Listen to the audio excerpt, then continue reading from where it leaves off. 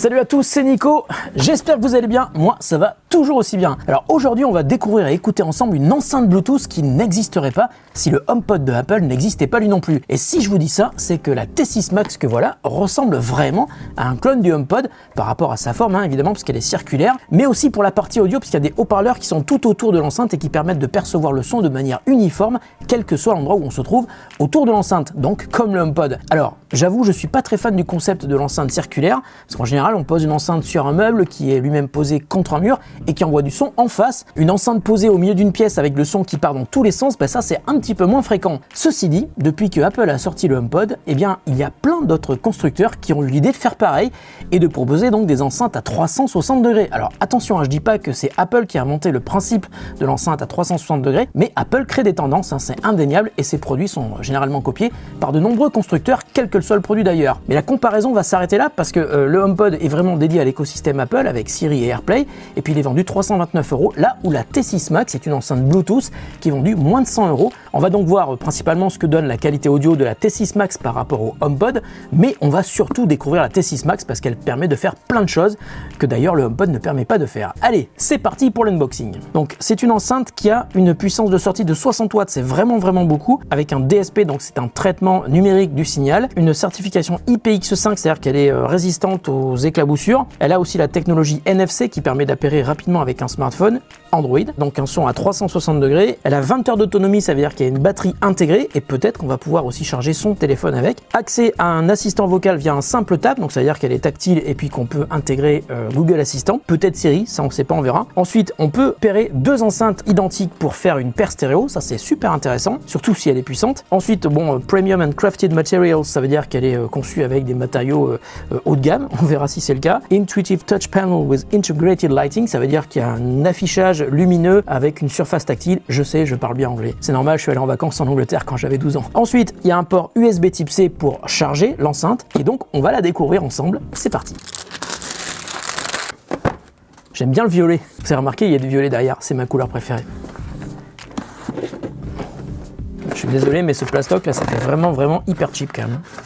Ouh, oh, elle est belle cette enceinte. Elle est très lourde aussi. Attendez. Ça, c'est la T6 Max et ça, c'est le HomePod. Donc le HomePod est beaucoup plus petit. J'ai l'impression que le HomePod est plus lourd. Bon, on reparlera du HomePod tout à l'heure. On se concentre sur la T6 Max. Ouh, un joli petit papier. Écoutez bien le son. Ok.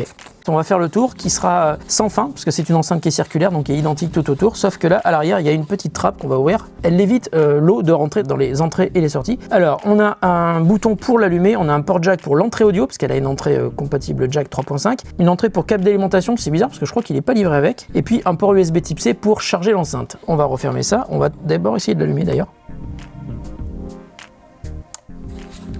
Rien ne se passe. Bon, elle s'allume pas, c'est-à-dire qu'elle n'est pas chargée. Ah oui, on a aussi une jolie petite sacoche qui permet de la ranger avec une petite touche de violet, j'aime beaucoup. Le fameux câble jack 3.5 mm pour brancher une source externe. Ça peut être votre smartphone s'il a une prise jack, votre tablette, votre télé ou n'importe quoi qui est une sortie jack. Je vais de ce pas chercher une batterie externe pour charger notre enceinte et pouvoir l'allumer parce que là elle s'allume pas. Bougez pas, je reviens.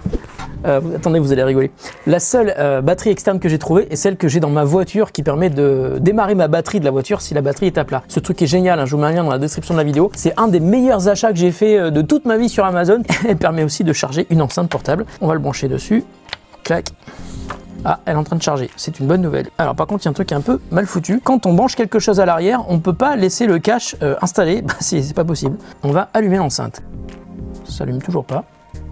On va faire une pause 5 minutes, j'ai l'impression qu'elle a besoin d'être chargée avant de pouvoir démarrer, parce que là, elle ne s'allume pas du tout. A few minutes later. Ça y est, je suis revenu. J'ai chargé l'enceinte quelques minutes, une vingtaine de minutes. J'espère qu'elle va tenir au moins le temps de ce test. Donc, je vais allumer l'enceinte.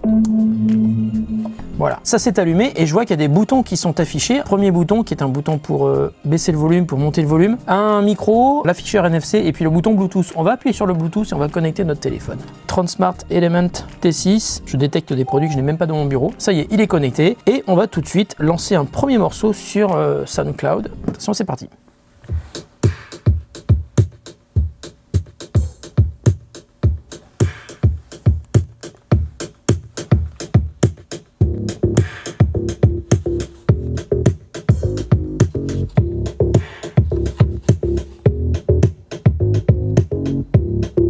mal du tout, dis donc.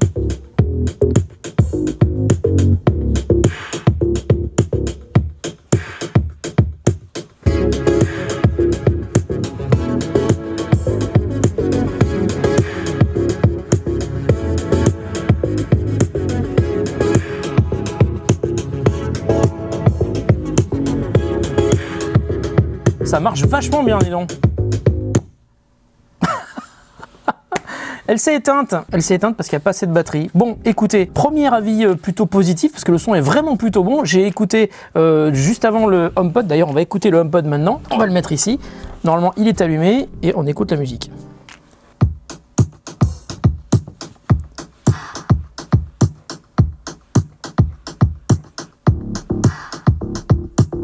Il y a plus de fréquences graves. Mais franchement, il n'y a pas beaucoup de différence au niveau de la qualité du son, je trouve.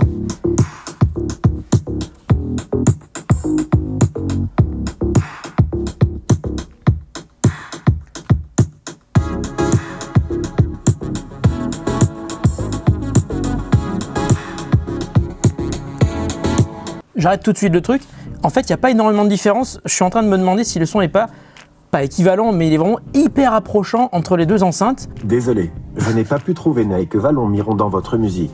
Et bon, si pourtant, vous avez un abonnement à Apple Music, consultez la maison pour vous assurer que tout est configuré correctement. Ouais, c'est juste que tu as mal cherché. Ok, je vous le disais, le problème de HomePod, c'est que vous pouvez rechercher de la musique uniquement sur Apple Music, alors qu'une enceinte Bluetooth va être beaucoup plus versatile, on va dire. Donc je retourne le charger et je retourne la troisième partie de cette vidéo tout à l'heure. Oh, et puis donc, vous savez quoi, je vais l'emmener à la maison, je vais l'écouter tranquillou à la maison avec le HomePod, je vais comparer et je reviens demain pour vous donner un avis définitif sur cette enceinte. En tout cas, le son que j'ai entendu pendant les quelques minutes pendant lesquelles elle avait encore de la batterie est plutôt intéressant et il est vraiment très approchant de celui du HomePod. Et quand on pense qu'elle coûte 3 fois moins cher et qu'elle fait plus de choses, hein, parce que c'est une enceinte Bluetooth, eh bien c'est plutôt positif pour mon avis définitif. Allez, à demain, je vous donne mon avis définitif sur cette enceinte T6 Max de Transmart dans la suite de cette vidéo, c'est-à-dire juste après ça.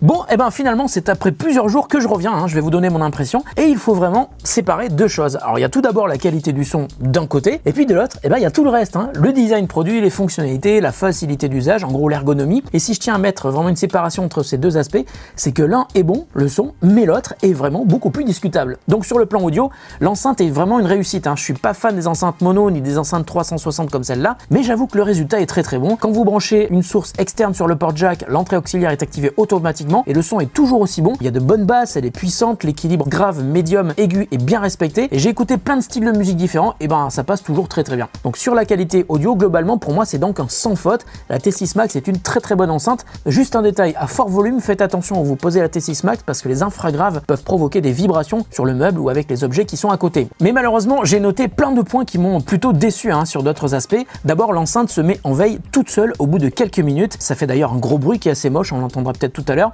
Et on ne peut pas changer le temps de mise en veille, ni même désactiver cette mise en veille qui est automatique. Et le pire, c'est que quand on rallume la T6 Max, on doit réactiver la connexion Bluetooth depuis le smartphone. La T6 Max ne se reconnecte pas toute seule et ça, c'est vraiment relou. Et toujours à propos du Bluetooth, faites super attention quand vous touchez le haut de l'enceinte, parce qu'à peine on effleure le bouton Bluetooth, que ça coupe instantanément le Bluetooth. Et là, encore une fois, il faudra reconnecter votre smartphone à l'enceinte. Alors, autre choix ergonomique que je trouve un petit peu discutable, au bout de quelques secondes, les boutons du haut de l'enceinte s'éteignent et il faut appuyer une fois sur l'un des boutons pour les rallumer, mais on ne voit rien, donc on ne sait pas trop où il faut appuyer. Donc le mieux pour pas se planter et désactiver le Bluetooth, c'est d'appuyer au centre, hein. Et c'est d'ailleurs là aussi qu'on met la musique en pause et qu'on la remet en lecture. D'ailleurs, la navigation se fait en laissant appuyer les doigts sur le bouton volume moins pour revenir au morceau précédent et volume plus pour passer au morceau suivant. Et dans les pictos allumés, il y a aussi un micro et en laissant votre doigt appuyer quelques secondes dessus, on peut invoquer Siri ou Google Assistant. D'ailleurs, ce micro marche très mal, hein. Le son est vraiment pas terrible. Si vous en servez par exemple pour téléphoner, vos interlocuteurs vous diront que le son est pourri et ils auront raison. La preuve, voici la différence entre le son du micro intégré à l'enceinte et le son de mon iPhone. Bonjour, ceci est un test depuis l'enceinte. Et là, c'est un test depuis mon téléphone. Alors ensuite, le volume est géré différemment suivant la plateforme que vous utilisez. Sur iOS, quand on modifie le volume sur l'enceinte ou sur l'appareil iOS, donc iPad ou iPhone, le niveau change en même temps sur les deux appareils, c'est pratique. En revanche, sur Android, les deux volumes sont séparés. Donc si vous montez à fond sur l'enceinte mais que le volume est très bas sur l'appareil Android, le son sera pas très élevé et inversement, hein, si le volume est très bas sur l'enceinte mais à fond sur le smartphone, vous n'entendrez pas grand chose non plus. Alors ensuite, concernant l'autonomie, vous pouvez compter sur 10 à 15 heures d'écoute facile, hein, suivant le volume, et il faudra 4 heures pour recharger complètement l'enceinte. Alors le truc truc un peu dommage, c'est que dans la T6 Max, il y a une batterie intégrée de 12 000 mAh, c'est énorme. En revanche, on ne peut pas s'en servir pour charger un smartphone, hein. J'ai testé, ça marche pas. Dernier point, la T6 Max peut être branchée en permanence via un adaptateur secteur, mais il n'est pas fourni, mais vous pouvez aussi le brancher sur le port USB Type C vers un adaptateur secteur. Enfin, un détail, hein, si vous achetez deux T6 Max, vous pouvez les appairer ensemble et non pas les accoupler comme ils disent dans la doc, et vous pourrez donc en faire un système Bluetooth stéréo sans fil, super intéressant en termes de puissance et puis de qualité audio. Voilà en résumé une enceinte qui marche super bien pour écouter de la musique, mais dont l'ergonomie est vraiment ratée, et avec un micro qui n'est pas du tout à la hauteur. Alors pour l'info, l'enceinte est vendue 199 € sur Amazon, mais elle est aussi 2 fois moins chère sur Geekbuying, et je vous mets donc un lien dans la description de la vidéo, parce qu'à moins de 100 €, je pense que ça vaut clairement le coup. Voilà, la vidéo est terminée, on se retrouve très bientôt pour une autre vidéo qui n'aura sans doute rien à voir avec celle-ci. En attendant, pensez à liker cette vidéo, à vous abonner à la chaîne et à prendre soin de vous et de ceux que vous aimez, et ça c'est sans doute le plus important. Salut à tous et merci de votre fidélité. Ah, vous avez entendu? Elle vient de faire son bruit.